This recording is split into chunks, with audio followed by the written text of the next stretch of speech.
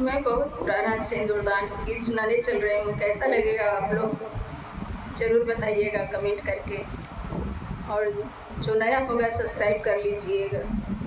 झिलमिल चदरिया लिहले साखी सब ठाढ़ जी, उठी राजा रामचंद्र करि सिंदूरदान जी।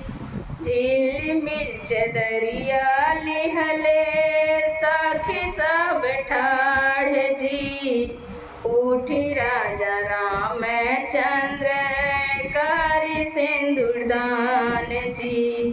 कैसे के करी हम सिंदूरवा के दान जी, करही न जानिल साली सिंदूर के दान जी।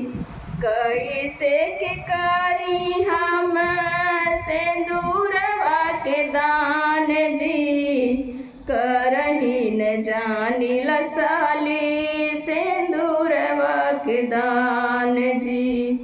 चुटकी से ले स्वामी मांग में लगाई जी, सखी के सुहाग स्वामी अमर बनाई जी।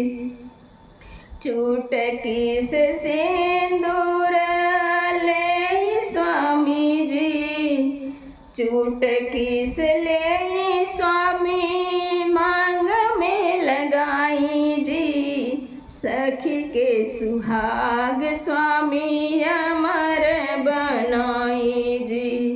झिलमिल चदरिया लिहले साखी सब ठाढ़ जी, झिलमिल चदरिया लिहले साखी सब ठाढ़ जी, उठी राजा रामचंद्र करि सिंदूरदान जी, उठी राजा रामचंद्र करि सिंदूरदान जी।